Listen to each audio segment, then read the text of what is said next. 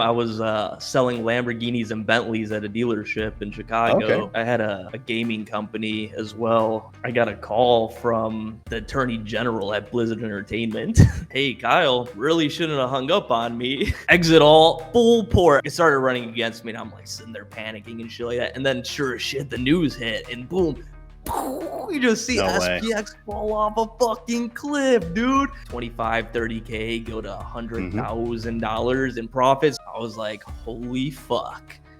This is what I saw on social media fucking 2 years ago. I was like, I fucking did Beautiful. it. Yeah. Then the next day, I full port again, right? And I make $240,000 calling McLaren. Yo, I'm coming to buy a car right now. Oh, please tell me this like doesn't. I don't want to foreshadow this story, but please tell me there's a good ending to this.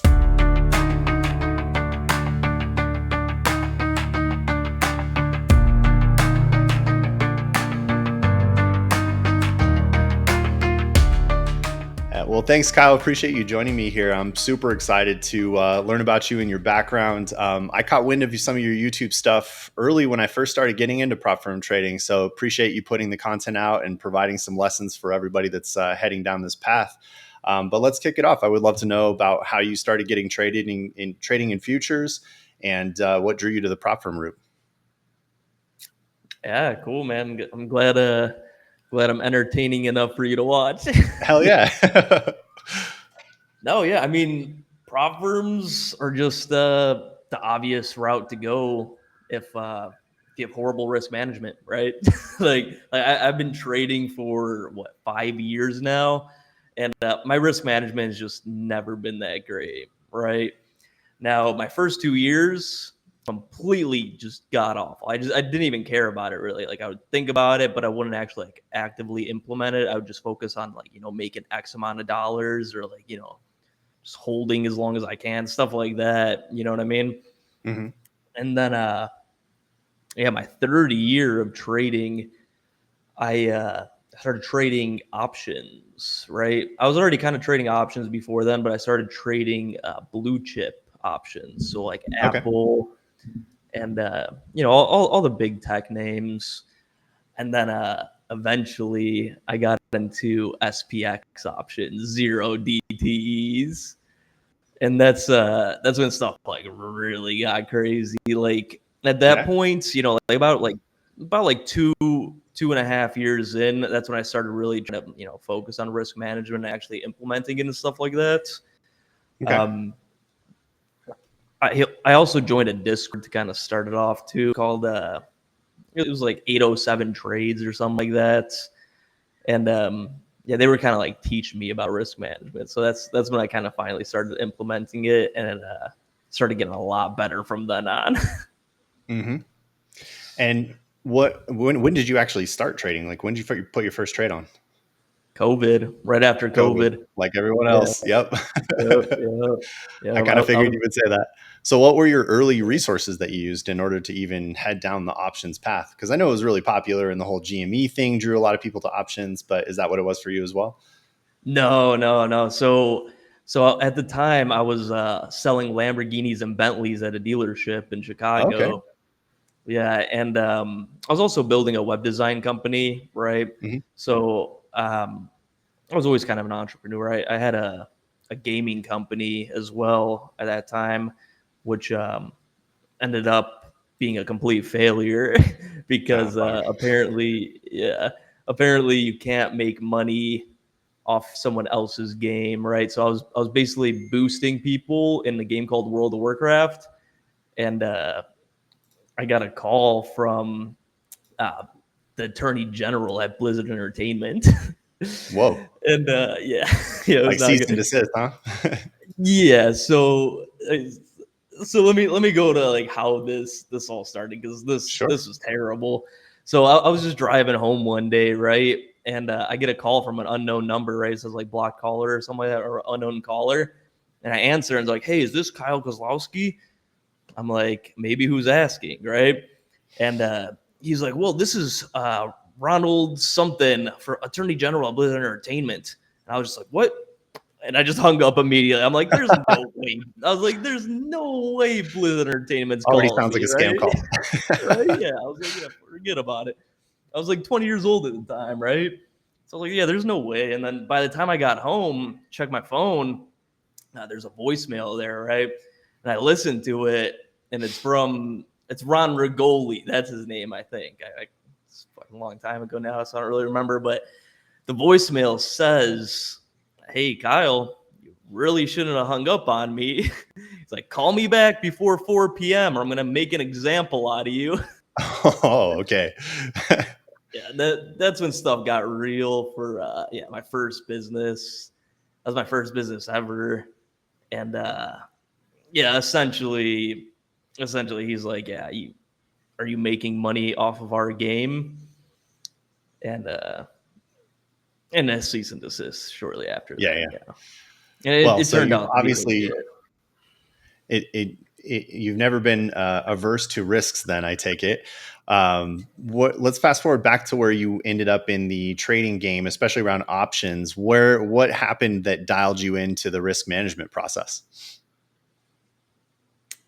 So I started losing a lot, right? My first 2 years were terrible. My first year in COVID, that was kind of, I don't want to say easy, but I would basically just buy every single day because, after COVID fell off a cliff, or made the stock market fall off a cliff, Mm-hmm. I just kind of just bought every single day, and it just kept on making me money. So I'm like, wow, this is like an ATM machine, right? It's basically just Mm-hmm. printing out money every single day. I'm just doing just buying. That's it. Just buying and holding every single day. Yep.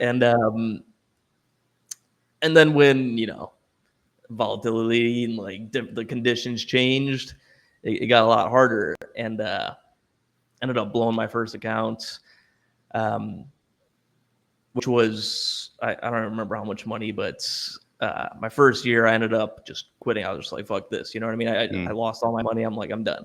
So then year two, my business started doing very well, my web design business, and I was making money selling Lambos. So I got my first $100,000. I was like, yes. I'm like, I'm In a officially commission? rich. Yeah, that's amazing. No, like just like saved up, you know what I mean? Like Oh, from okay. my Okay. job and my business, just like in the bank, I had like $100,000. I'm like, yes, like I I was going to made it, say, how right? many Lambos do you have to sell to make $100,000 commission? You had to sell a lot. Yeah. Actually, if you sold one SVJ at sticker price, you'd get like I remember one guy. It depends, on how they negotiate. But Hmm. one guy got like a 70K commission off one Lambo, so that was kind of nice. Okay. But I never got commission that high. It would be like I think my biggest one was maybe 20,000, Even still, something for like the that. age you were at the time, those are incredible commissions. Yeah, Yeah. yeah, yeah. It was a great job, and the people there were amazing. Um, but I also just hated having a boss. I just didn't like Sure. someone telling me what to do. I wanted to do things when I wanted to do them and how I wanted to do them and stuff like that, right? So after I got that 100,000, I'm like, well, I could quit my job and just go into my business full time. But my business isn't making that much money. I was like, I could use maybe $500,000, and then I could just go do whatever I want, right? Hmm. And I was like, wait. I remember I had like $10,000 or $20,000, and I turned it into $50,000 my first year before I lost it all. I'm just gonna put all my money into stocks and options. so that's exactly what I did. I put my whole bank account, and there was like $100,000, right? Like literally just emptied out my bank account, and it was going great, right? I made like 10, 20,000. I'm like, yes, I'm gonna be free soon, right? Because I wanted to get out of the Hmm. rat race. It was always in my head. I hated working for other people, and I'm sure you could guess how that ended after a few months. Yikes. Especially when I just didn't give Did a you blow shit the whole about risk thing? management. Yeah, yeah. Yeah, you lost it all. Bummer. I lost all my money, dude. All of it. That's the lesson we have to learn in this game. Yeah, So yeah, what helped you claw back from there? Help me understand the arc. oh, I mean, obviously I stopped trading for a while. I had no money, Had to take a right? break. Yeah. Now you have to Yeah, save up again. yeah. I had to Yeah. take a break. I really locked in on my business, and then about a year later, I had enough income for my business. I was drop shipping. I was building websites. And I started a landscaping company too, right? Like a design landscaping company, no like mowing or any of that kind of stuff. It was like paver patios and stuff like that. Sure. Basically, I started it just because my buddy called me and he's like, dude, I just got a chainsaw for my girlfriend for my birthday. You want to start this company? And just like overnight, I like popped up the website, made some posts, made the logo, all branded and everything. And I shit you not, 2 weeks later, we're standing in front of our first customer's yard, just looking at like bobcats and like backhoes, like just ripping this guy's entire like front yard, backyard apart because we were doing like fresh Terrace grass making? or sod. Oh, So we were okay. Yeah. Yeah. resodding the yard and stuff like that, Right. and doing retaining walls and stuff. And it was like the biggest project ever. It was like one of our first jobs. Actually, the first job was the neighbor we were doing, and then this guy came out and he gave us this massive job. So it was our first like real big job. And yeah, this was literally 2 weeks in from that phone call to this. And I just remember my buddy, he's still my business partner right now, actually. But we have an HVAC company together now. And I remember us standing there just like looking. We had like 5 employees. I just called up random friends and stuff like that, and they all wanted to work. So I just hired and fired a lot of them, actually, very, very quickly. But I remember me and my partner just standing there. He's kind of like one of those like outdoorsy guys, he loves hunting and stuff like that. And he just stand there, hands on his hips. He's like, damn, bud, got ourselves here a whole operation. And that's kind of like when it hit me, dude. I was like, oh shit. Like there's literally We're doing it. driving around. We have like employees. I was like, holy shit. Yeah. Yeah. So Yeah, obviously that started to pick up speed then? You were picking up bigger and bigger jobs after that? Yeah. So that scaled very quickly, along with my drop shipping, along with my web design company, right?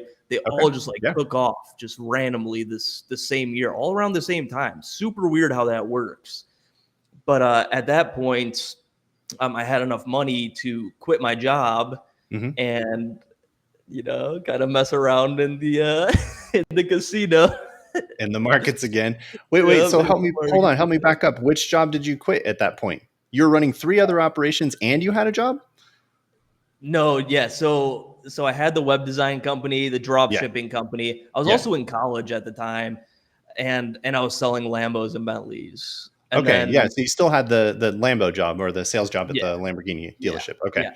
And I had the design landscaping company at this point too. How are you able to manage all of this? It was terrible, dude. I wouldn't sleep. It was terrible. That's why after like a week it was that day that my buddy said that. That's why I remember it so vividly. I'm like, I'm going to go quit my job at Lamborghini Bentley. This is legit now.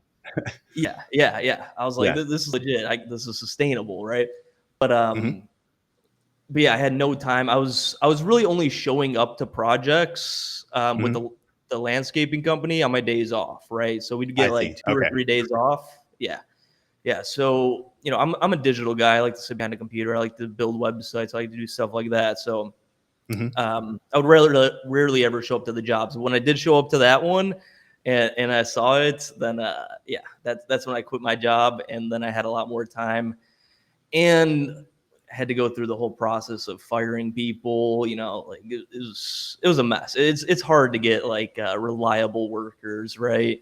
That's actually why I don't have my landscaping company anymore. We did very, very well that year. I think we went from zero to $500,000 in revenue in 4 months. So, I mean, it really took off, but eventually it wasn't, we couldn't automate it, right? We always had to be in on it. And my buddy had his HVAC company at the time, and he offered me a partnership in it. So then I ended up partnering with him in the HVAC company, and just kind of let the landscaping company go. Got it. After our star employee quit, he was like, I see what these guys are doing. I can go do I'm this. just gonna go do it myself. Yeah, he just went and did it himself. That's a big risk in that industry, right? yeah, exactly. So and you said you headed back to trading at this point? Yes. So this is exactly when I started trading again, right? Okay.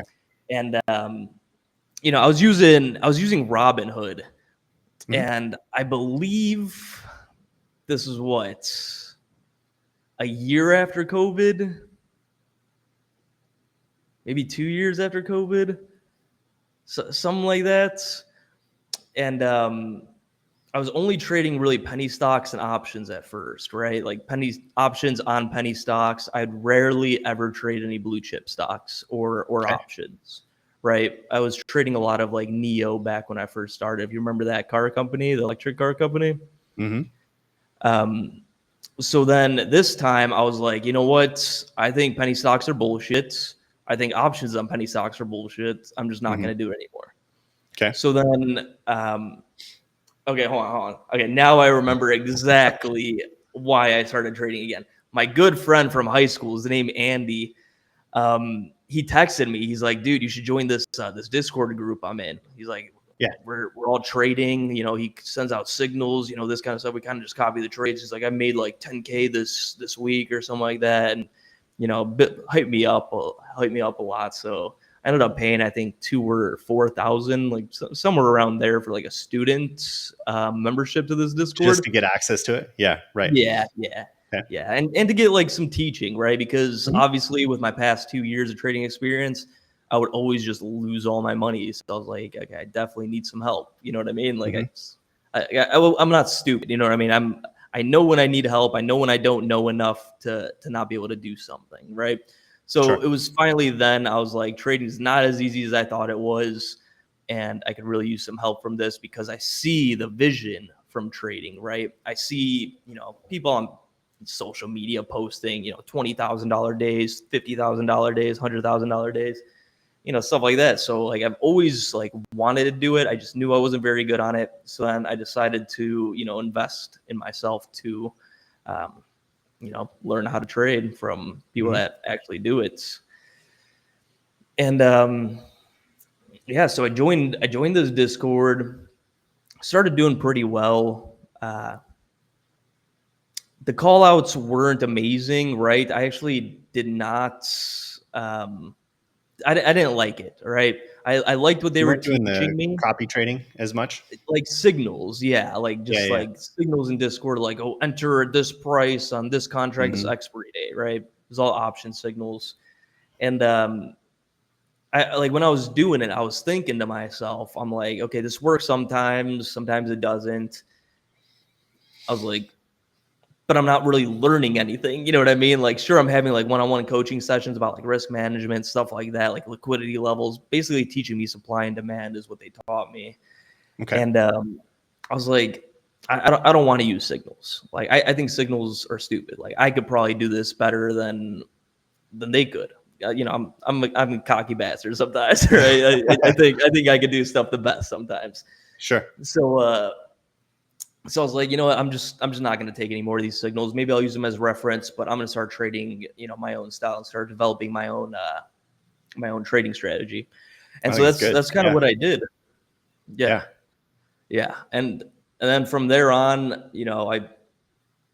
I still lost a bunch of money, but I do remember one of my buddies from that Discord group. He was like, dude, you ever heard about SPX? Oh no, back to options again. Yeah. Well, I was trading options again at this point. I wasn't trading stocks. I was still trading options, but I was trading blue chip options like Apple. I don't even remember, like SPY, I think. I just remember I traded a lot of Apple. Apple was like my main go-to. But whenever I trade, I basically hyper focus on one instrument. You didn't jump on the Tesla bandwagon like everyone else at that time? Tesla. That's right. That's right. I was trading Tesla. Of course. Yeah. Of course. I was trading Tesla. Yeah. Yeah. That's right. Yeah. So like, just major tech stocks like Tesla, Apple, and then whatever else was out there. Right. But primarily it was Apple. And then Tesla, I do remember I had some good times with Tesla. And also one very bad time after they split. I remember that just obliterated me. After they did the stock split, you mean? Yeah. I was bullish on it. They split it. basically full ported my entire account, and I lost it all in one day. You Again. were expecting some momentum behind the split because it was at a cheaper price. Yeah. I was Yeah. reading stuff online, just like Tesla's so bullish that they have to split. I'm like, wow, so this split means it's gonna move even more. Yeah. And then when Right. it started cliffing, I just refused to accept it. Right? I Gotcha. was like, I can't be wrong. And then I let my account go to zero, which I've done very, very many times. And even Mhm. after that, I continued to do it many, many times. But this is when SPX came into play, Okay. right? So then I found SPX, right? And my buddy was basically telling me it's SPY on steroids, which I did trade SPY from time to time. But I didn't really like trading it. I like trading Apple. I like trading individual stocks. But when Apple wasn't moving, I would trade SPY. And then I was like, wait, hold on. How much money? Because he started like telling me about SPX, and he's like, I made this amount of money in one day off of, $2,000. I was like, wait, what? He's like, yeah, I turned like 2K into 10K in one day. I'm like, holy shit, dude. Yeah. Now we're That's talking. crazy. I Yeah. was like, dude, that happens like once in a blue moon with like SPY or, Apple or something like that, right? Mhm. And with SPX, he's like, no, it happens pretty much every week or like every, a couple days every week. Like volatility is insane on SPX. So, my inner degen started whispering. He's like, try it, right? Because yeah, I love those, super high risk plays. And I ended up trading SPX solely for a while. But my buddy that told me about it, he's like, dude, it's very, very dangerous. So be careful. Use small size. You can still make a lot of money. So that's what I did, right? I uh I loaded up an account with 25K because the pattern day trading rules was in Mhm. place back then. I know it's going away now. Finally, Down to it's 2,000 kind at of a good least. thing. Yeah. Right. Kind of wish they didn't have it back then. It's kind of irrelevant for me now, but back For then it sure. would have been so sweet. Let's But be honest, yeah, it didn't really protect anyone.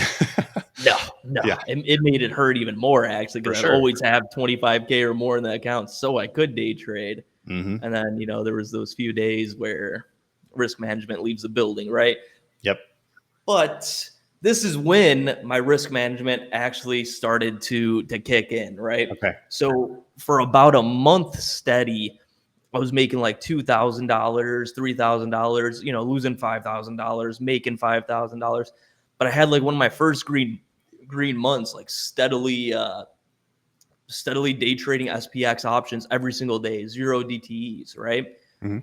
And then one day, I remember this clear as day because this was like the one of the highlights of my trading career. Right, I'm in Discord with those guys still. I'm in the voice chats. I'm in SPX calls. It's slowly creeping up. I'm up a little bit of money, and one of the guys in the Discord is like, "Dude, Russia just shot down an American UAV or American drone over some ocean or whatever." I'm like, wait, what? I'm like looking at the charts. I'm like, wow, the market just doesn't care, huh? He's Mhm. like, no, dude, it's not even on CNN right now. He had like some kind of like news source, like app or whatever, Hmm. wherever he was getting it for. He's like, yeah, it's not even on CNN. It's probably going to be on there anytime. And keep in mind, this guy's like a 70-year-old guy with one arm too, right? He's super funny guy, super funny guy. But yeah, that's the background on that guy. All right. He's kind of my he was kind of like my first teacher, mentor type of deal. Your one-armed elder news source. Yeah, yeah. Yeah.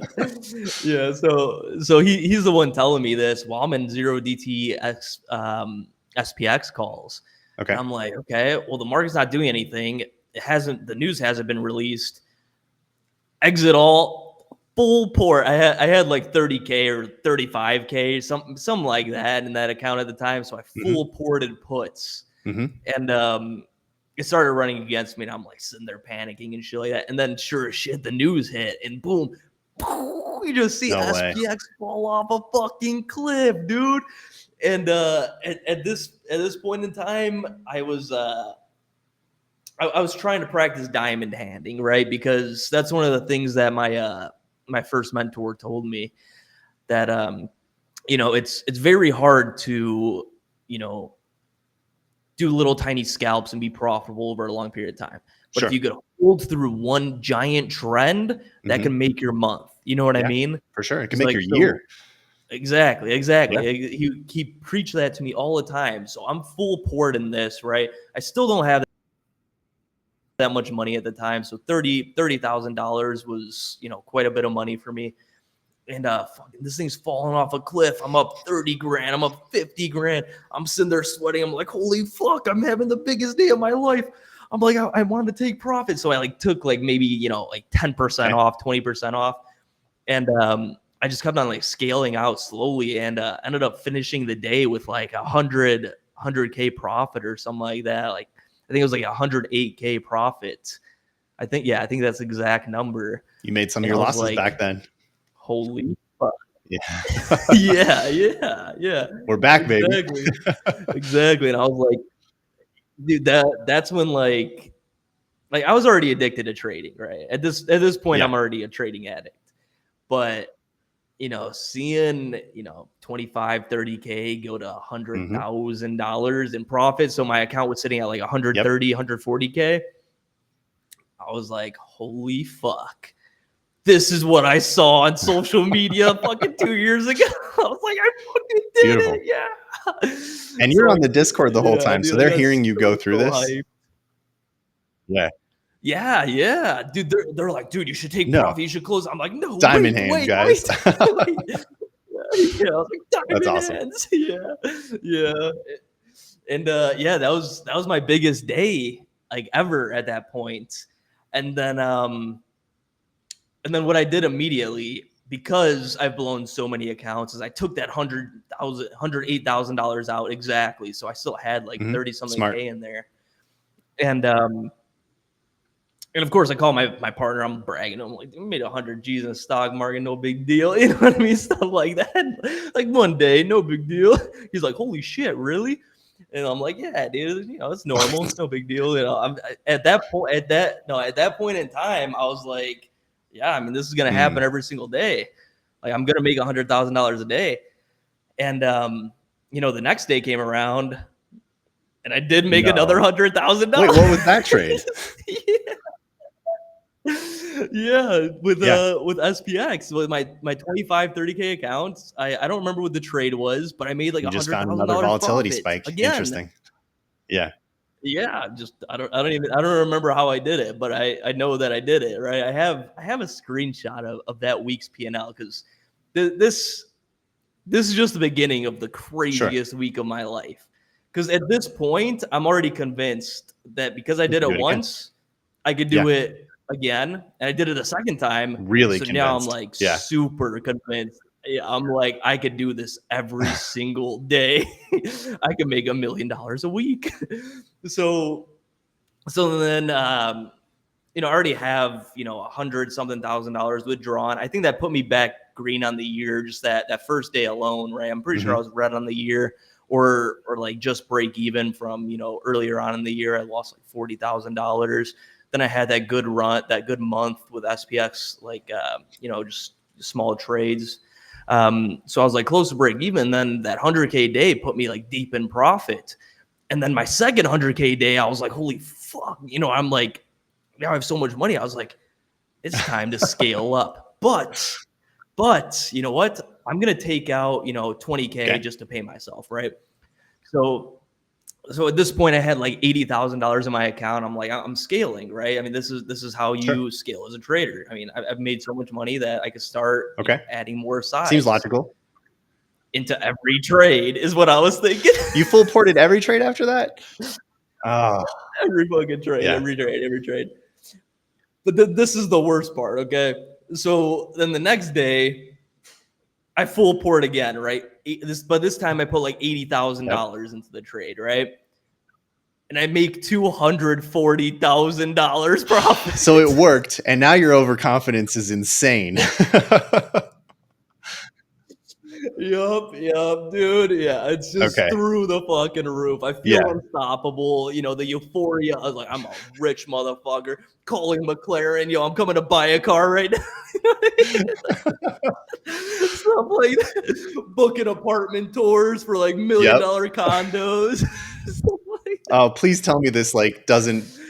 I don't want to foreshadow this story, but please tell me there's a good ending to this. Okay, so that same day, I'm up 240 grand, the most I've ever made in Right. my life in Right. one day, ever. Out of all my business, anything that I've ever done, 240 grand one day, I'm fucking like, holy shit. But then, I'm like, it'd be a lot cooler than like 240 grand. Like 1 million You or know what's something. cooler than No big deal, 250K? right? $1 million. That Yeah, attitude crept that in. was my Yep. exact thought process. Yep. Basically, I was like, if I can turn 70, 80K into 240K, there's about 30 minutes till market close. In the last 10 minutes of the market, I can maybe make It $1 could million happen. Sure. today. Yep. So I'm guessing. I'm thinking you can Yeah. guess what happened next, right? Full fucking port. You full ported the full I'm 240 at that point? Plus the 240 80 you had plus in the there. 80 Oh Gs I man, so had. 320 grand. So I'm 320K deep in this trade. Yeah. And I have a video of it on my really? Instagram, actually. I have the full video in storage on my computer Okay. from this day too. That's worth a watch. I'm in Thailand right now, so it's back in Chicago. Yeah, one day I'll actually post it on my YouTube. But yeah, I have a short of this day on Instagram. And what happens is, I'm like 320K deep. I have, I think, 1,400 0 DTE SPX calls, I believe they were. And it's, like 30, 20 minutes before market close. I'm already in. It's coming back on me. And it goes minus 99%, right? Right? It goes minus 99%. So I'm sitting there. Profit on the day was 240K. Now it's minus $79,900. I remember that specifically because I remember sitting there. You got to pay the brokerage back now? Like fucking. No. Okay. That was all my money. I had my full port in there. I had like 80K in the account. Plus what you had in balance but I remember before. it was That makes sense. Yep. Yeah. That's my P&L on the day. It was 240K plus 240K. And now it's minus 79,000. I remember 79,000 specifically. And I'm sitting there, losing my fucking mind, pissed off. This still didn't close, still holding. And fucking boom, murder bots kick in 10 minutes before it close. Rockets back up to 179K profit, dude. You're the luckiest dude alive in 1 week. Like, this is crazy. The craziest week of my trading life ever. And I'm sitting there fucking close fucking There's contracts. Too many to let go of. Right. And it's like 5-10 minutes before close, and I can't sell them. I couldn't get rid of them. Even with the buying fervor, the calls that were coming through at the time. Well, no, you were trying. I was trying to sell 1,400 at one time. Yeah. And it just would not. It wouldn't do it. Oh my God. I'm like living vicariously through you on this one. I'm sweating because of how nervous I was on your last trade. It was fucking madness, dude. It was madness. Okay, so I have a screenshot. I do remember that this is not totally accurate. I think it got messed up when I started importing data, but I remember that week I was at 440K profits. Yeah, but I calculated in my head. That's crazy. So this was that day, or this was that week, and for some reason it messed up into the previous week. So like I don't really know what happened here.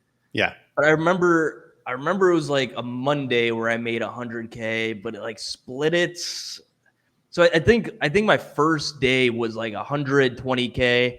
This was that 126K day.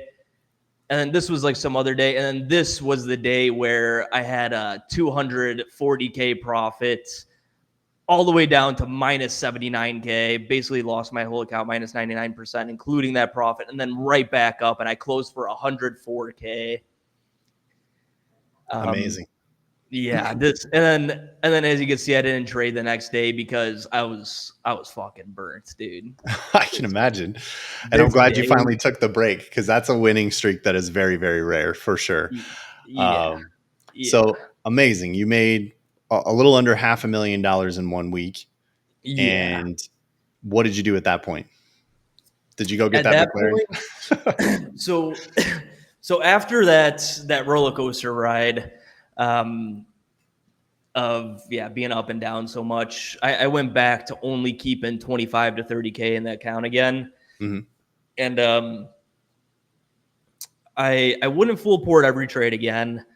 Um, I would full port sometimes. I'd blow accounts here and there.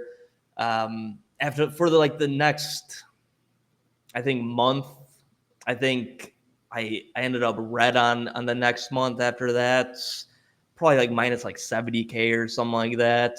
So my profit on the year went from I think my peak profit on the year was 520K. It went down to like 450K. I remember looking at it in Thinkorswim, and I'm like, fuck. I'm losing a lot. Like, should I just stop? And my birthday was coming up, right? So I'm Hmm. like, I really want to get $1 million. It's May right now. Um, I want to get $1 million so I could take a trip to Dubai, right? I just wanted to go to Dubai for my birthday. I was like, I really want to get to $1 million, but I'm just losing money right now. So I'm going to take a little bit of a break. I'm going to go to Dubai for my birthday, and then I'll start trading again. All right. So I booked this trip to Dubai. Um, it was 2 weeks long, and after I booked it, I realized I booked it over my lease end date for my apartment in Chicago, right? My Oh, condo. yeah. And and yeah, so basically I ended up just going to Dubai and then having movers move all my stuff out of my condo, while I'm already in Dubai, and they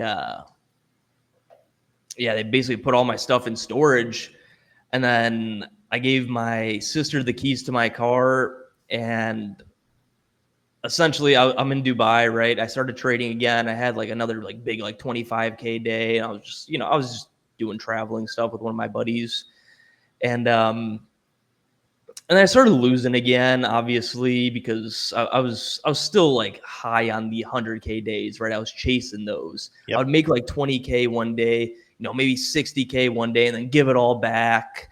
And Which, I even in its own respect, a 20K day is already amazing. I know, and Yeah. that turned into like a regular thing for me, right? Yeah. But then I started chasing so fucking hard, dude. Just chasing those 100K days. I was like, I Hmm. haven't had a 100K day in like 2 months now. Like, what's wrong with me? You know what I mean? Hmm. And like, I wasn't accepting that 20K, 50K, 60K was a good day. I just in my head, it didn't matter unless it was six figures for Got it. for whatever reason, right?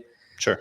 So I kept on chasing it, kept on losing because I was chasing so hard. Ended up losing. I remember looking at my P&L from 450K at one point, opening it up again. I'm at 250K on the year.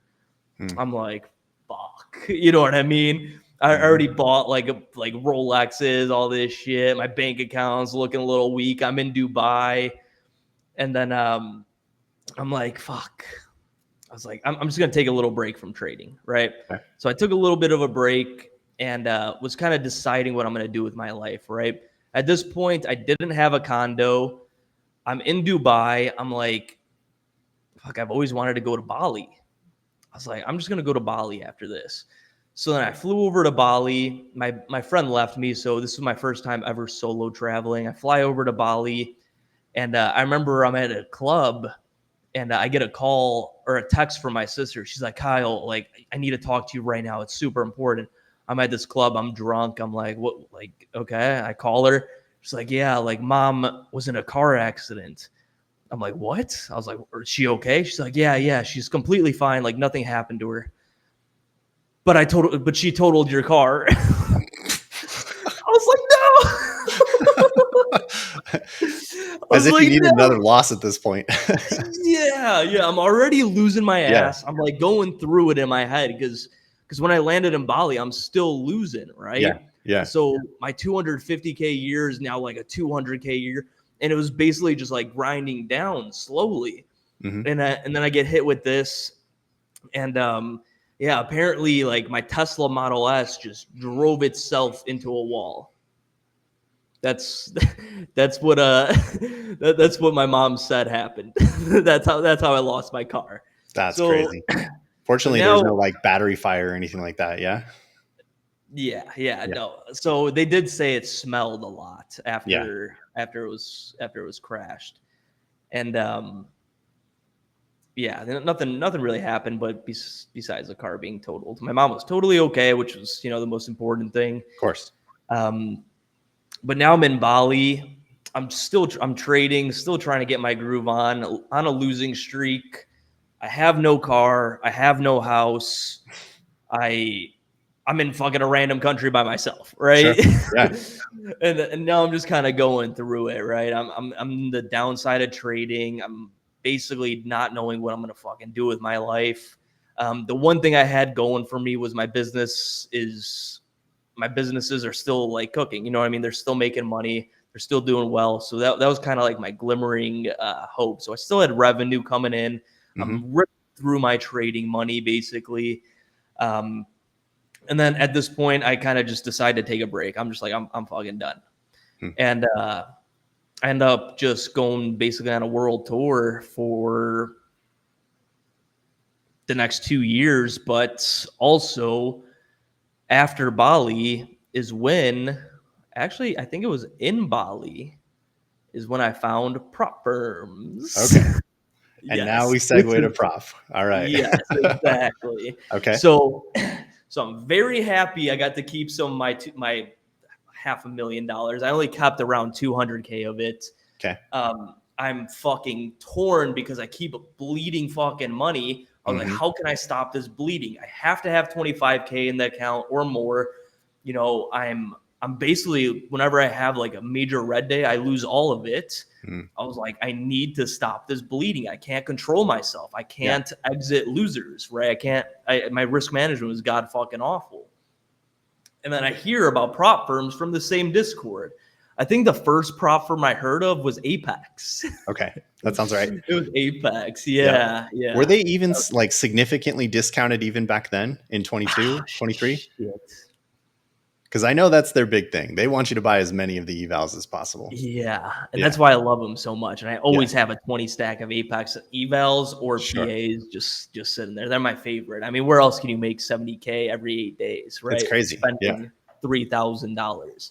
Yeah. And so, but basically that was the dream that I got sold in the Discord. Okay. I was like, you could have X amount of Apex accounts and you can make this much money. It only costs, $200 for one account. I'm like, holy fuck. So I start trading with Apex and I just keep blowing accounts. I get to you like hadn't maybe traded futures at this point either, right? I've had never just traded futures. Yeah. I've never traded futures at this point. Yeah. This is my first time trading futures. I don't even know what I'm doing. I'm trading, I think, NQ at this point. Probably because everybody said that's what they were doing. Yeah. Well, actually, the old man, the 7-year-old guy with one arm, he's like, no, dude, don't trade NQ, trade ES. Okay, fair. But I was like, nah, everyone else is trading NQ, and this looks like it's more my style. Yeah. So I mean, everyone else was into NQ, all the degens in that server. You know what I mean? So I started with NQ. And I think I got to like a PA account one time. Never got to payouts. I blew probably not that many accounts actually. I wasn't being that big of a degen because I didn't know what I was doing with futures, right? What I did know is I know how to trade somewhat, right? And I know that there's no theta or time expiry on futures. Just directionality. Exactly. And that was what was a huge turn on for me, right? Huge turn on. And this is also when I started realizing that unrealized trailing drawdown fucking sucks for my Especially trading with Apex. out, right? Yeah, the real-time drawdowns suck in Apex. Intraday unrealized. So and my whole strategy is to hold through trends, right? Diamond hand through trends. So after blowing a bunch of accounts, that's when I hear about Topstep. Okay. And I'm like, holy shit. There's prop firms that don't have intraday unrealized trailing drawdown. I'm like, this is going to be my jam right here, right? Mm-hmm. And I started trading Topstep, and I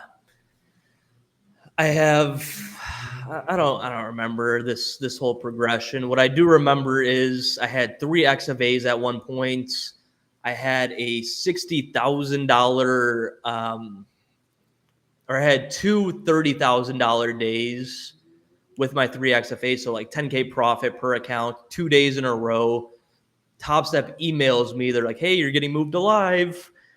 And they give me, I believe this is my very first prop firm payout ever. No, is it? It's hard for me to remember the progression. But I remember this was my biggest first prop firm payout. It was $32,000. They gave me 32K. They moved 32K into a Topstep live account. Wow, nice. Yes, and then I started trading the Topstep live account, and I have a $60,000 day, right?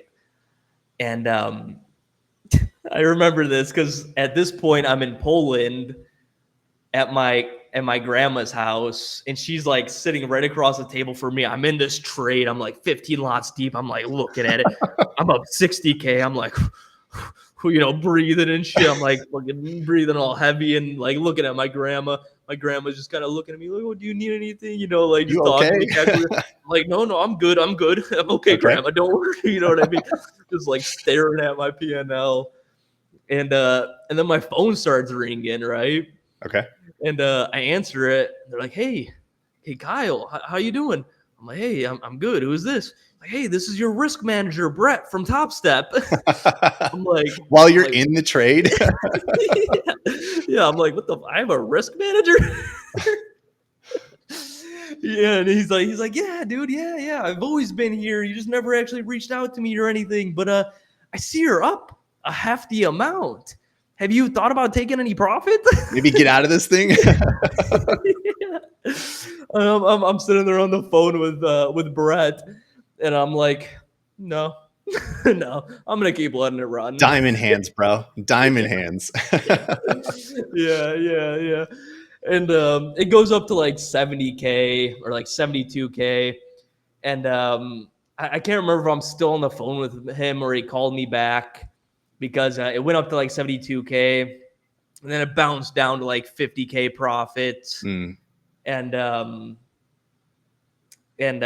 whatever. Basically, he was like, dude, like you should close. I think he calls me back again, or I'm on the phone with him. I can't remember if I had like literally an hour-long phone call with him or if we were playing phone tag. But sure. I ended up closing the day out for like 60K or something like that. Pretty much right at where you started when he called. What I was, sorry. You were already at 60K when he called. You could have just closed out then, but yeah, exactly. But I wanted to see how far I could run, right? Sure. I was like, maybe I can get that. Because I was always like, ever since those SPX days, even now, I'm still chasing those 6-figure days, dude. Right. And I don't know what it is. Like, I have like some kind of weird fixation about it. I don't know if it's like flex points or something like that. Because back at this time, I wasn't on YouTube. I didn't have an X account. Mm-hmm. I don't know. Maybe I was flexing on Instagram and I was like really wanted like a 6-figure day to flex or something. I don't remember. Sure. But I had this weird fixation about 6-figure days, just having that extra zero at the end of the P&L, preferably green. But yeah, not a negative on it. yeah. But yeah, so this is when I got invited on the Topstep TV for the first time. And I think my first time on Topstep TV was just whatever. Then my second time on Topstep TV, I had a $40,000 trade live on Topstep TV. Mm-hmm. And at the time, it was like the biggest trade ever done in Topstep history was my 60K trade. And then now this was the biggest trade ever done live on Topstep TV. And I was like, fuck yeah, I'm breaking all these records. Hell yeah. You know what I mean? Feeling super good about myself. And then what happened? Yeah, so at some point along the way, my live account with Topstep went from 30K to 100K. It wasn't linear. I had that 60K day, so I was at 90K, maybe 80K after a few losing days, and kind of bouncing back and forth. Even after that 40K day, I still wasn't at 100K balance because I had so many losing days. Right, I was essentially full porting 15 minis every single day, with a 3K DLL. Just max contracts every day. Every single day, basically, yeah. So help me understand that. Was there an aha moment where you figured out the best entry points to support something like that? Because by all accounts, any one of us out there would full port 15 minis and hit the 3K drawdown immediately. So how were you avoiding that? It was very, very hard, which is why I had so many DLL days, especially with that many contracts. Yeah. But my winners were so massive and my losers were only $3,000, right? So, I mean, I would get bottom ticks so many times. I had a model that I was kind of going off of for my entries, but essentially I was doing reversal trades. So the win chance on reversal trades, super low. With 15 minis and a 3K DLL, it's ridiculously low, right? So improbable. Did it end up just being one trade per day then? You would just hit the DLL or you'd get the win? Yeah, essentially for a while. And then I would start scaling in. I think about this time I found out about the best loser wins, I believe. Great book. Yeah. Yeah. So I started adding to winners, stuff like that. And I started scalping more after, I think I had 2 weeks in a row where it was just DLL every single day. So 2 weeks times 3K, that's what, minus 21K. And basically what I was trying to do with this live account is take it from 30K to 100K. And, at one point I was 20K away and I brought it back down to 40K. And basically I was just bouncing back and forth. Right. Okay. And then one day I actually do hit the 100K live account with Topstep. And I have a screenshot of it too. Where I have a bunch of P&Ls and trade screenshots, but whatever. And and I remember seeing it. I was using Quan Tower at the time. I remember seeing it hit that 100K, and I'm still in a trade. Right, I'm already partying. I think I'm live in Discord at this point. I made a Discord channel, and I'm live trading in Discord. And I'm sitting there partying. Didn't close the trade yet, and yeah, I think I ended up going red or hitting DLL that day. So I basically had, I think it was a 10 or 20K profit day, and I came back and DLL'd me. And I remember that day specifically because I went on full fucking tilt. I got so mad. Yeah. Before I was okay with the DLLs, and stuff like that. But this day specifically, because I hit my goal, because for whatever reason, I just wanted that 6-figure Topstep account balance. After hitting it and then fucking having it come back down on me, I got super fucking mad and basically hit DLL for a month in a row, almost obliterating my Topstep live account. Then I kind of locked in, started practicing more risk management. Still fucking had terrible risk management. And, I kept that live account for, I don't know, maybe another month or something. Not very long. Had you added to your trading approach or your setups at this point, or was it still just reversals you were chasing? It's basically still the same thing I do to this day. Overbought, oversold, reversals? I overtraded. No. So I try to avoid reverse. Eventually I started realizing that reversals were really bad and that the win rate on them was very, very low. I started tracking it. So I've always used the same system, right? It's basically pivot points, key price levels, for either a bounce or, wait for a bounce and then enter to join the trend instead of a reversal. And then yeah, basically Okay. just trend Yeah. trading. So if I was going to go for a reversal trade, it would be off a pivot point, and I would probably hold it for a full reversal trade. That's how I usually got my Sure. huge days. But are you still mostly long bias, short bias, or pretty neutral? You'll go either direction? Long. Long, Got it. long bias. At this point, at this point in time, I had a very, very strong long bias basically Mhm. all the time. I was terrible at shorts, I believe, at that point in time. And then basically, I ended up blowing my Topstep Live account.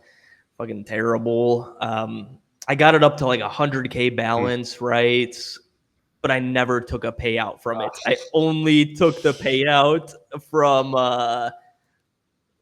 that very first live right. transition. I never took a payout. I had a payout available. You know, I had like an 80K balance fucking many times. Could have took a Sure. 40K payout. Never did. Just never did. Because you were hoping to get it Literally, even further than 100K. I know originally the goal was 100K, but you must have pushed the goalpost back a little further then. Yeah, yeah. I just wanted to have the biggest balance I in gotcha. Topstep Okay. history, basically, Yeah. like running. So I was going for like 200K, 300K. I was like, I don't even want to pay out. You know what I mean? I just want to grow this balance. You know, just Yeah. flex. You know what I mean? I just didn't give a shit. And yeah, that's after I blew that Topstep Live account, it kind of really hit me that my risk management is Okay. fucking horrible, and this will continue for the next 2.5 years now, almost. I think 3 years. I think it's 3 years officially of prop trading, or maybe it's 3.5 years. I think I started prop 2022. firms in July 2022. Yeah, so we're at what, about 3.5 years Yeah. now. Yeah. So even to this day, you know, I mean, like, I've had a lot of ups and downs, and it's always come down to risk management. My risk management is so good some days and so bad some days. And those very few days where it's so bad would obliterate me, just completely destroy me. So, I mean, if we fast forward to today, I'm up, I think, $500,000 in payouts, total payouts. I'm not up $500,000, but I have like roughly $500,000 in total prop firm payouts across all prop firms. I think my biggest payouts were from Apex, and Fast Track Trading from Oh back in wow. the day. If you remember Okay. those guys, good. Yeah, I remember those. Those were like my fucking cash cows. I think I had like 200K in payouts or something like that from Fast Track Trading over their lifespan, which wasn't very And then how long. much all in on prop costs? So all in on prop costs, about 250K, Okay. with this year being my biggest expense. So this year, 2025, I'm at $96,000 in payouts, right? And do you want to guess how much I'm You mean how down? much you spent on accounts versus how much you made? Yeah, so about maybe a Yeah. little over 100,000 in costs this year. Yeah, no, it's more than a little over 100,000. It's closer to like 145. 145K. Okay. I think 145K All right right, so now. we got to balance things out So here. So maybe circling back to your risk management approach, what do you think helped you dial in and help us with both sides? Because I feel like a lot of people they dial in rules that we know will work, but then what's happening on the worst days as well, and help us understand the self awareness you've collected from those days too. Looking for a prop firm that actually plays nice with automation? Meet Blue Sky, built for serious traders. And with Traders Post, it just clicks. You connect Blue Sky inside Traders Post, route your TradingView signals to paper or funded accounts, and let it auto-manage entries, stops, and targets. You control risk per trade, filter by session and symbol, and pause or resume with a single switch. Every fill is easy to review in one dashboard. Funded accounts can request payouts daily with launch plans starting at $49. Get funded with Blue Sky. Execute with Traders Post. Apply today at bluesky.pro, BLUSKY.pro, and plug in your edge. Trading involves risk. Use proper risk management. Yeah. So, I mean, like, everyone is good at managing risk until they get punched in the face, or, you know, NQ slaps them with a fucking stop loss hunt or something like that, right? And then they go on tilt, right? At least that's Same. what happens Yeah. to me. You know, I'll be calm, composed, you know, have my stop loss in place, reasonable lot size, and then some bullshit happens, like a random stop loss hunt, news scandal, Trump says something, fucking whatever happens, and I just start fuming, and then that's when I go off the deep end and basically blow accounts, which is what I've been doing basically for the past 9 months now. It's October. I haven't had a real payout since January this year. January this year, the first month of the year, I had $95,000 in payouts, right? $95,000. Since then, I've spent $145,000, maybe getting, like, I think I got $1,000 payout from Apex. And it's basically a series of what I just said. I come in, I'm focused, I have a plan, I don't stick to the plan, I get pissed off, I blow the account, and I rinse and repeated that for basically 9 months now in a row. And what has changed, and I'm very, very close to more payouts right now, huge payouts. So I could still end up green on the year. Hopefully, it's not my biggest focus right now, though. I fingers crossed. That's right, but it's not my biggest focus.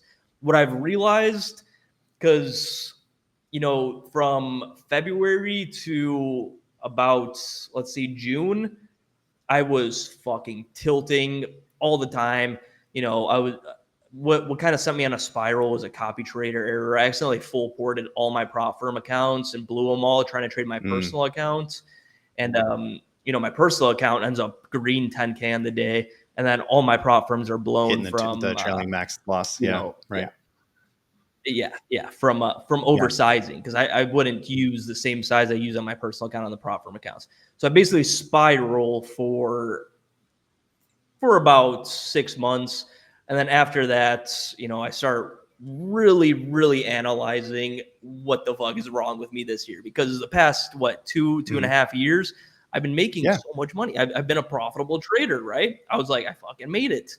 And then this year comes, and like I said, around July, I ended up going red on the year. I'm like, holy fuck. This is terrible. It's been 6 months and all I've done is lose money. So I was like, something's definitely wrong. And it took me a while to find out, but it is definitely all in my head from risk management. My strategy is beautiful. My risk management is beautiful until I tilt and I blow everything in one day, right? I'll have a series of good days, maybe weeks, maybe even a month, trading small size, building up an account, and I blow it all in one day. So what I found the past, 2 weeks, or not that I found, but I really started utilizing, is ProjectX. Super underrated platform. Yeah, unpack Super this. underrated, dude. Yeah, so ProjectX, it's right now, it's like my golden goose. I mean, obviously I'm still red on the year, but I know for a fact I cannot blow all my accounts in one day right now because of ProjectX. I set a personal daily loss limit of about $1,500. I put a max lot size of 2 minis maximum for my 300K accounts, 150K accounts, any accounts. I can only trade 2 minis maximum. I had it at 1 mini for so long, but sometimes with my strategy, I like to, because I hold for trends, right? Sometimes I like to add another mini, take that one off, just in case, you know, the trade doesn't work. A little scalp in there. Ooh, thank you, baby. Well, I just got some Thai tea. But yes, these hard lock risk management tools are exactly what I need. Right. Because I've identified a pattern from January. Is green days, big explosion, right? And now with Project X, I've basically eliminated that one day that always fucking cooks me. Right? That makes sense. So it's physically impossible. Okay, I guess there is a loophole around it, but essentially it's impossible for me to go on a full-blown tilt trading spree for the leader accounts on Project X, right? Because as soon as I hit that $1,500, it's liquidate and block. Done. I cannot trade anymore for the rest of the day. Not to mention the max contract block that you put in there as well. Maybe in the past you would have full ported into 15 minis or whatever, but now you can do 2 maximum, right? Yep. Even that's a lot, dude. I mean, that's all I ever trade maximum is 2. I've never gone beyond that. It's, I mean, with a like 150K account, realistically a 4,500 drawdown account or like a $4,500 account. Sure. Like one mini is huge. Is massive, and your chances of success are so small because just the leverage is just ridiculous. Right. I mean, the notional value of NQ is millions. The actual overnight contract value is like $20,000 to $30,000 for margin. Yeah, if NQ's at 25K right now, it's $20 a point, so it's $500,000 per contract in notional. That's insane relative to 4,500 in drawdown. Is it $500,000? I don't know where I saw like $6 million notional value for NQ. It's $20 a point on NQ, so you'd multiply that by the current market price, which is about 25K right now. Interesting. Okay. Yeah, so maybe I've been using notional value wrong this whole time. That's okay. Even if it's millions, even if it's just 200K, it's still well beyond 4,500. So I'm right there with you. Yeah. So my point gets across, right? Yeah. So I really do believe that one mini is very, very large size, even for a 150K account. Totally agree. My Apex 300K accounts, because they have unrealized trailing drawdown, $7,500 of drawdown is, I think that's a fair amount for one mini. I think that's fair. That gives you a decent probability of success, right? Because you could fuck up, X amount of times in a row and still have a chance to survive. Because I mean, all of us are gonna, have mess ups, in a streak. Yep. And hopefully there's some green days in there, or green trades. But at least with this bracket order strategy I'm using, I have a shot at survival, right? So what does that bracket order look like? It's on Project X. So I mean, for ticks, I hate talking about it in like dollar values, but Project X kind of uses dollar values for the bracket orders. So it's actually 40 points profit targets, so $800 and a $600 loss, stop loss. So it's basically 40 points, 30 point stop loss. Got it. Okay. 4-3. Yeah. 4-3 ratio. 160 ticks or 120 ticks. Yep. Yeah, that sounds about right. Nice. And what's your win rate on that? It's about 50%, but that works. It's not my hard. I adjust it all the time. Like if you watched my live stream today, my stop loss was like $300 and my take profit was like $1,200. Right? Is it just adjusted on price action? Then you're just looking at where prices are. Yeah, that makes sense. Adjusted on price action and my entry. So what I've been really focusing on lately is, preparation for the trading day. That's been huge. I've been meditating before, and it's helped me tremendously. Get you right in the zone. Avoid that emotional state. Yeah. Sure. But then after the preparation for the day, that's helped me so much. Just literally sitting on my balcony for 10 minutes, just listening to the birds, just with my eyes closed. Tremendous difference in my patience and my discipline when it comes to trading, dude. Yeah. And what I realized is now I'm actually waiting for my entries. Before like when I'm like, if you saw me trading like maybe even a month ago, maybe it was 2 months ago now, I forget, but you would see me on the live stream. I'd be like, okay, this is our entry for NQ. It's like a 23,500. we're going to enter there and we're going to target, this, whatever. And then it'll get like close to it, like maybe 20 points away, and start like, like pulling back. I'm like, no, I'm gonna miss my move, and I'd enter too early, and then it'd blast my entry, and I get stopped out, right? Yep. And that would eventually lead me to tilt. So now that I have a clear head and I meditate before I go live and start trading, I actually have the patience to wait for those primetime entries, and I actually stick to the fucking plan, which has been a massive difference. I could show my my current trading stats if you want. Yeah, I was gonna ask like kind of how close you are to goal at this point and what that looks like. Not to throw you off your game, because I know for me, I try not to psych myself out when I get really close to a payout goal. Dude, I do that all the time, dude. And so to add to my massive losing streak journey, I've had payouts available. I could have taken payouts from TPT and trade day. Okay. But I had a payout goal in mind, right? I could have taken out, $500, $1,000, $2,000 here and there. But I was like, no, it needs to be over 10K. So I would just never take the payouts unless I got over 10K. Just never got over 10K, and I would blow the accounts. And are you revising that rule now, or are you still trying to stick with this hard limit? No. I'm completely ignoring any monetary goals. Any monetary goals are just out of my fucking head. Interesting. Completely out.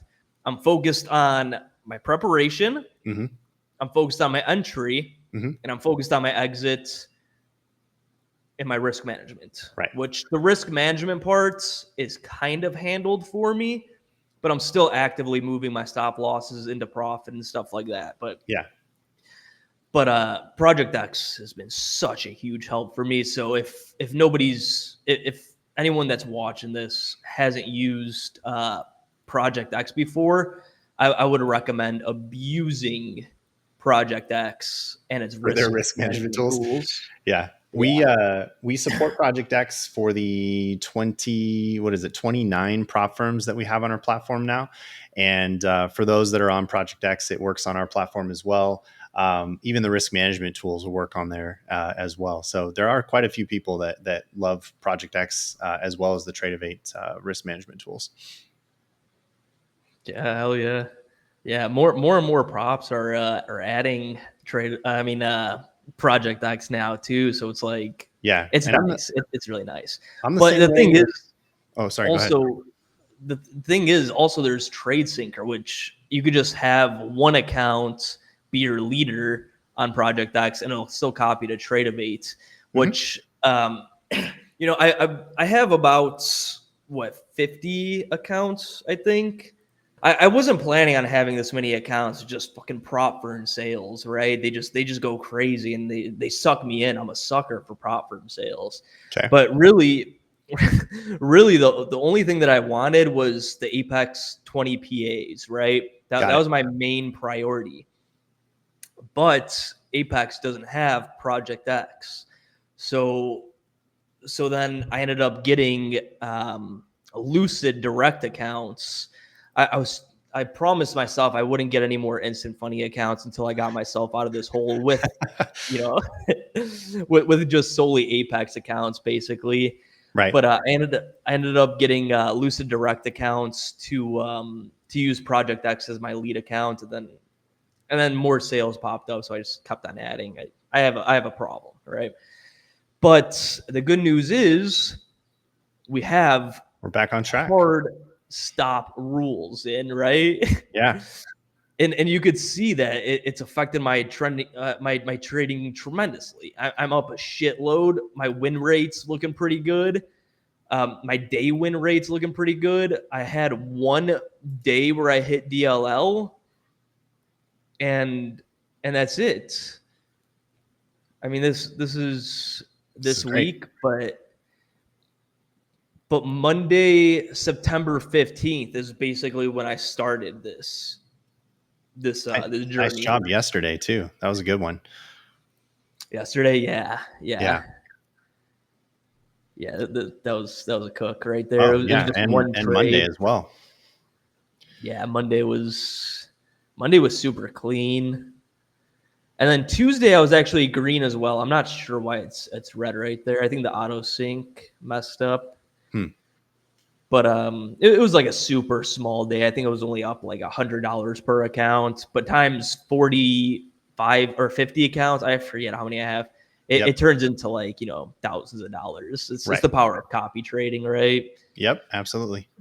But you could see that when I actually started sticking to my morning ritual, you can't see my other accounts because they're all gone, right? I mean, before this, I had other accounts, but they're at zero. They're gone, right? So they're irrelevant.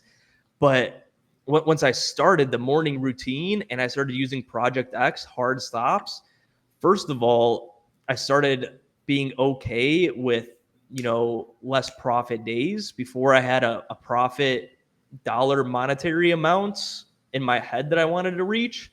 Now I have 5 trades maximum. Sometimes I have 10 trades as my max trade limit on the day. Yeah. But then I have to stop, right? And you could see that I'm having way less red days. And when I do have a red day, like this day right here, huge chance I was gonna blow all my accounts. If it I wasn't got for that daily loss limit, the dude, I got self-assigned one, so and mad. I'm right there with you on that. I have my own self-assigned daily loss limits, which have saved me a ton. It's actually at the same amount. I have mine at 1,500, Oh, so and yeah, it's a good number, it's right? fantastic. What's that? It's a good number. It's a good number. It's just enough for me to take some decent trades for the day and still end up in a profit without being too close. I honestly think in many cases, the daily loss limit with some of these firms is too much. There's no way I want that much drawdown in a day. So 1,500 is a good target. Because on a good day, and actually that was my next question for you. How have you dealt with like consistency scores with some of these accounts? Because I know for me, I actually have the set daily profit trigger as well, so that I'm right there at the 20% consistency rule. Yeah. So actually on my website, I built a consistency calculator. It's Okay, cool. dampropfirms.com. Okay. I built that because I had too big of a day with Apex, and they have a 30% consistency rule. Right. And on my 150K accounts, I made $3,125 or something like that in a day.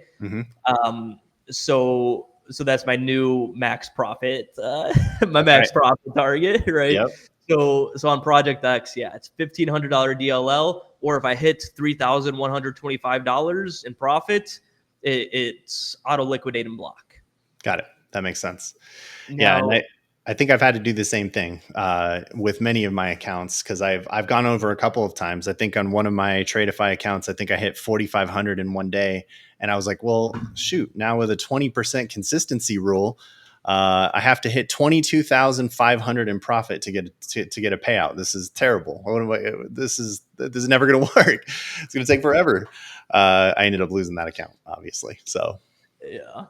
That's typical, because now in your head, you got this mental block, and trading's already hard as it is. So Exactly.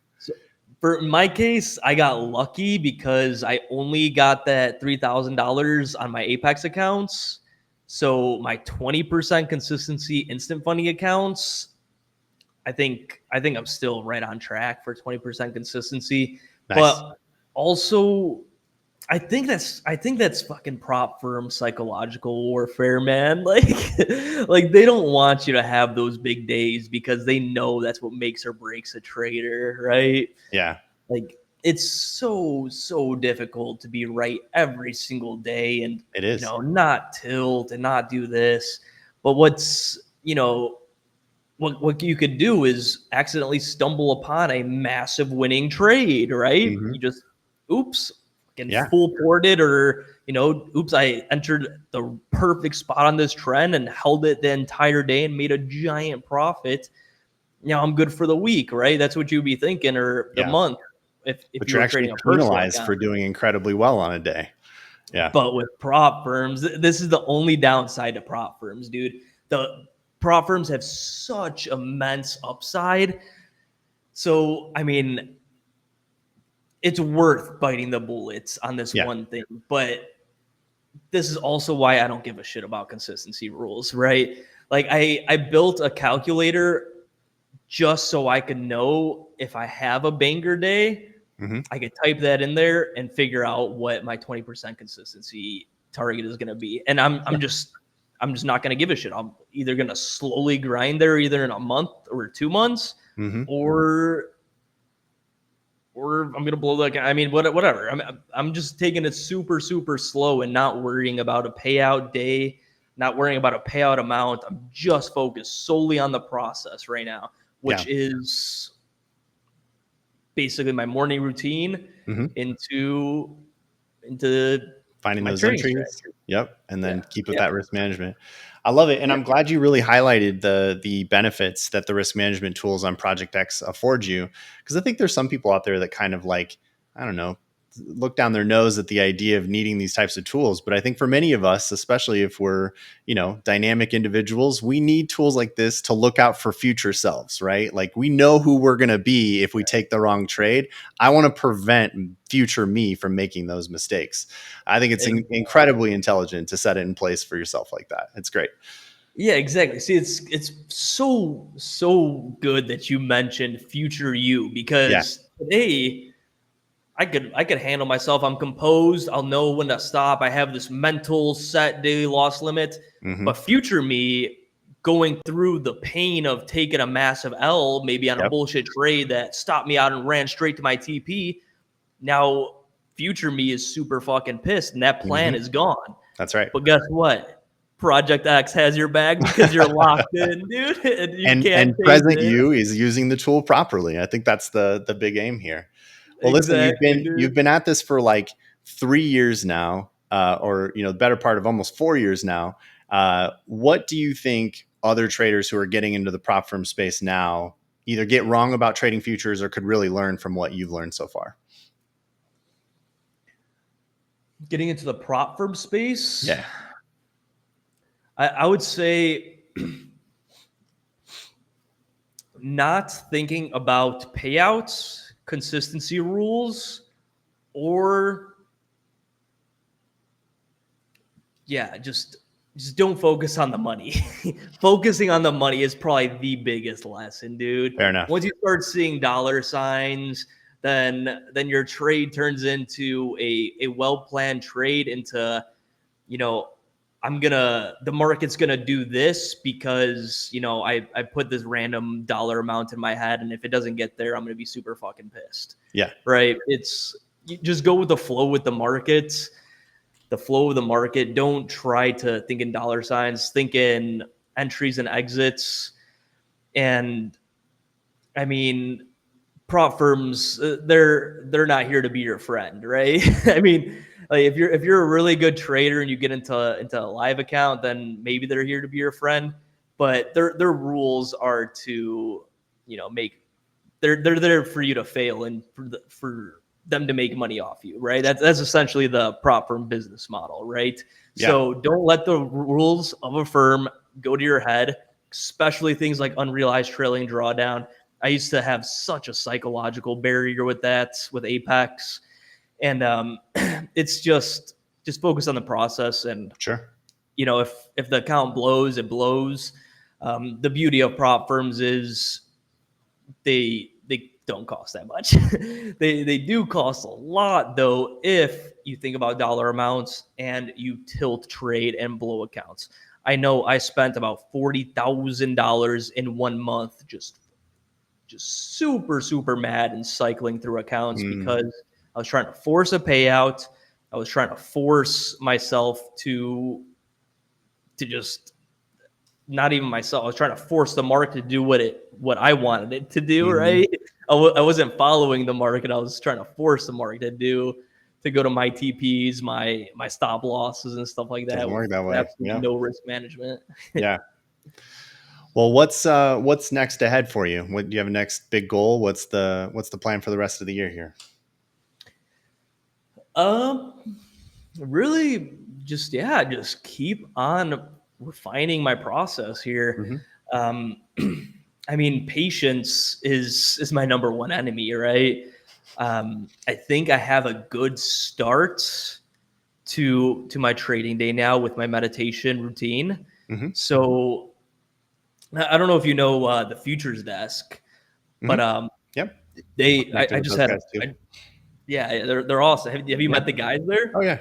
Yeah. I've done one of their Yeah, live streams as well. yeah, they're super cool, and Mm-hmm. they just walked me through the market dashboard, or like their kind of like their journaling software It's that's great. coming out. I Yeah. think next week, maybe Mm-hmm. this week. Um, but that's my next big step is use the futures desk. I already have the account with them, but Mm-hmm. I think I'm going to make them my lead accounts. And what you could do on this dashboard is I'm trying to go purely statistical and data driven from now on. Sure. Before I was just purely like intuitional trading, Mm-hmm. trading off intuition and my strategy, right? But now I'm going full statistics, full data. And what they allow you to do is analyze how you start the day feeling, tag setups, and what, like, just like strategies, journal, like all this other, a bunch of other stuff that like TradeZella and a lot of other journaling software has. But they allow you to create your own like templates and stuff like that. Like I have this discipline checklist Yep. that I like to fill out. So basically, my next step is to utilize all of those features that the futures desk has given to everybody that buys an account with them, um, and really just focus on figuring out which part of my strategy works. How my emotions affect my trading, like when Mm-hmm. I'm sitting down at the desk, am I anxious on the day? Am I fearful? And just kind of go off statistics purely. My goal is to basically use that tool every single day for the next 6 months.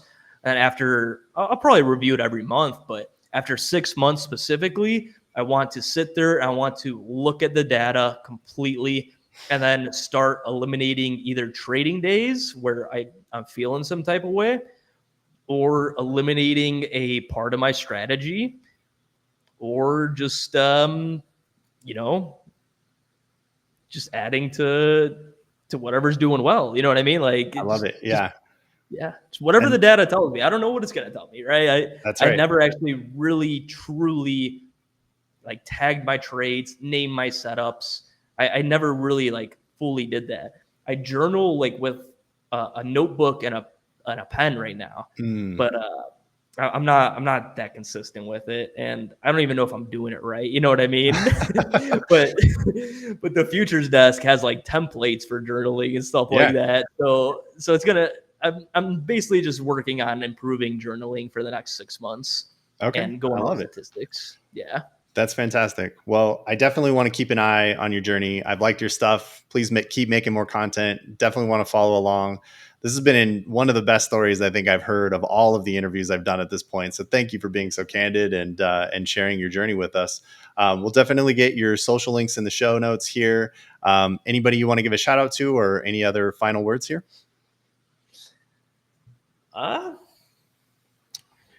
Shout out to fucking my whole community, the damn good trading Your squad. your original Discord as well, and your Yeah, one-armed my OG. elder advisor. Yeah, all those guys. I love everyone that I've met on my trading journey. And dude, thank you so much for having me on here, dude. Yeah, It's you so bet. nice talking to you. And yeah, dude, Traders Post looks sick, dude. Looks sick. And yeah, I mean, hopefully you guys can help traders, get past some of the I mean, I think it's impossible to not go through trading without, the roller coaster ride. I Mhm. don't think you could skip the down parts of it. But hopefully AI automation and the other stuff you guys do can help eliminate some of that downside, because the lows do get so low Yeah, and the highs get so high, and I felt it all. And same. honestly, It's the best thing I've ever done in my life, and I love it so much. But yeah, we can't let trading get to our head, especially when we're in the super highs and especially when we're in the super lows. Mm-hmm. We just gotta try, doing everything we can to Show up and stay run through the sane in this process the game. next day, right? Yeah. Yeah. Worry about today. Stay sane today. Focus. Whoever hasn't gone to the gym in, like, let's say a month right now watching this, do like 20 push-ups right now. Do That's 5 right. push. Start Do as somewhere. many push-ups as you possibly can, like right now. I totally Seriously, agree. You know, what's funny seriously. is I do live streaming every morning with our trading 4 days a week right now. And actually, some of my best trading days have been when I walk on my treadmill under my desk here while I'm trading. And the standing treadmill and the standing desk, that's a game changer for me. It's all blood flow. It's keeping me active. It's keeping my mind right. I need to probably just do that on the live stream and just say screw it. Even though I'm moving around all over the screen, it is what it is. I want to trade better. Well, dude, we saw Farmer John in a He did it in tractor in his one of your tractor. Yeah. interviews. He's so funny. I love that guy. That He's so episode was funny. awesome. He's actually going to join us on a live stream tomorrow. So we're looking forward to that. That's epic. Yeah, dude. I love him so much. He's one of the funniest guys, and he's raw with it, right? He doesn't Totally. hide the lows of his trading journey that everybody goes through. But a lot of people fake it. They hide it. They pretend like they don't lose money. They pretend like they have a 100% win rate. I can tell you with 99.9% certainty, everybody has a red day at least some point in their trading career. Yep. And I don't know any great trader that hasn't lost a ton of money in their career as well. I've had some big losses myself, and it's not fun. It's hard to talk about sometimes, but it's part of the game. So yeah. But the thing is, after those losses, did you come back? Right? For sure. I mean, like, the comeback story is way better than the downfall story. Yeah, it definitely is. And I've really appreciated your story. Thanks for coming on here, Kyle. I'm really looking forward to catching up again soon as well. Stick around for a bit. We'll show you a couple other things here. And again, thanks for being here. For sure. Thank you, brother. Thanks for having me. Cheers.